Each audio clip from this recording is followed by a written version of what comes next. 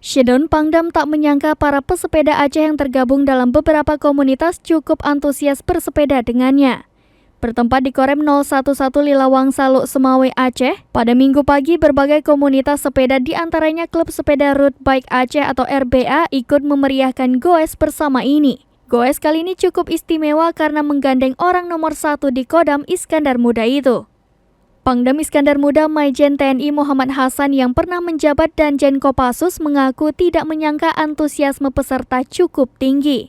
Goes bersama kali ini dinilai sebagai apresiasi Pangdam Iskandar Muda dalam membangkitkan semangat masyarakat dapat meluangkan waktu untuk berolahraga termasuk para komunitas sepeda di Aceh.